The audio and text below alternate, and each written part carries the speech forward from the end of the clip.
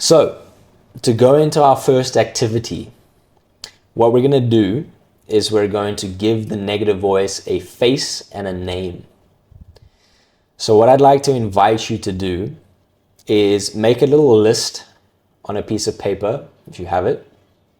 And what you're going to list out is all the things, or as many as you can think of, or let's make it even easier. Let's say 5 things that you recognize the negative voice has said to you in a moment of trigger. So this could be relationships, but it also could just be in general. So when your partner doesn't text you back or cancels plans or whatever, what are those first thoughts? What does that negative voice say to you about you, about your partner, about the situation, etc.? So yeah, go ahead and just like write some of those down. And as you're doing that, I want to invite you to really think about the language that this negative voice uses, what it says. And I want you to start getting an idea or a picture of the emotion around that language, the feeling, the energy, if you want to call it that, of what it's saying. For example, if I were to say to you or to anyone else, and by the way, I'm not saying this, I'm using this as an example, but if I were to say to you, you're not important, no one cares about you, your perception of me might be very different than if I were to be like, you're really cool, I like the glasses you're wearing, because there's 3 people wearing glasses. Things like that, right? The point I'm trying to make there is I want you to look at that list of things you wrote down, and I want you to start creating an image of what this negative voice could look like. And just to give you a little analogy, because we want to be stereotypical with this. This is the first and only time I'm going to ask you to be stereotypical. Imagine you're at a play, and on the stage walks this tall, lanky, decrepit looking guy with like a long pointy nose. He's got a hood over his head. You can't really see his face because it's too dark. Would you say he's a villain or a hero? Stereotypically, you'd probably say a villain, right? I want you to be as stereotypical as that with these negative voice words. So think about the emotion, think about the energy, think about the feeling of those words, and also think about, if you can, if you go back to those moments where it came up, how did it actually feel when you thought that? Did you feel down? Did you feel low? Did you feel beat up? Did you feel like scared, etc.? And then think about what that voice would have to look like physically for it to be able to say those things and in the way that it says it. It can be anything. It can be a person, it can be an object, it can be a fucking dustbin. It doesn't matter. A trash can, if you're American. Whatever it is. One thing I would advise you not to do, though, is to make it in the image of somebody you know, or to literally make it somebody you know. Try not to do that. Because I did this in the beginning, and a couple of my clients have tried to do this, where it's like they want to make the person who bullied them at school, or like their parent or whatever, the negative voice. Problem with that is that you're going to start associating that person with the negative voice all the time. So don't do that, because again, that person's also doing the best that they could with what they have, the understanding and knowledge and stuff that they have right now. They might not actually be a bad person.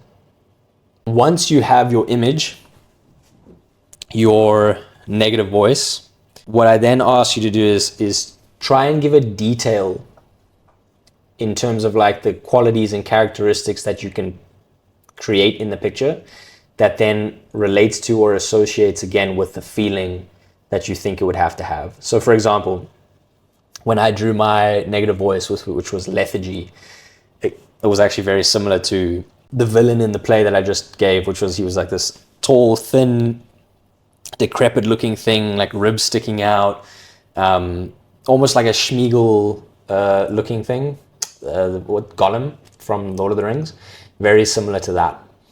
And because that's also how I felt in those moments when I wasn't listening to myself and I wasn't going out meeting people and stuff. I felt gross. I felt like, decrepit and everything. So really try and embody the feelings, thoughts, and everything in that negative voice physically. And then when you have that, the next thing to do is to name that negative voice. Give it a name. So you can get really creative with this. I've had clients call their negative voice asshole. I've had them call it Mr. D for like dickhead. One was a frog and they literally just called it frog. Doesn't matter. If it's funny, might even be better. If it's something memorable, that'll be really good, because the whole point of this is like we're naming this thing, we're giving it a face and a name so that we can become more aware of it in the moment. Because then when we feel lethargic, gross, or whatever, the first thing that's going to come to our head, there's lethargy again. There's my negative voice. Then when you have the tools, you'll know how to deal with it. But the very first step or point is to become aware of it. When do I feel this negative voice come up? How do I feel in my body? If I can name that, if I can identify that, and now I have this like thing that I can recognize, we can then start to fight against it. And that's the second important point about that, is we start not identifying ourself, our thoughts and emotions with ourself, but we start identifying it with this negative voice, aka the limiting beliefs. And that's really important.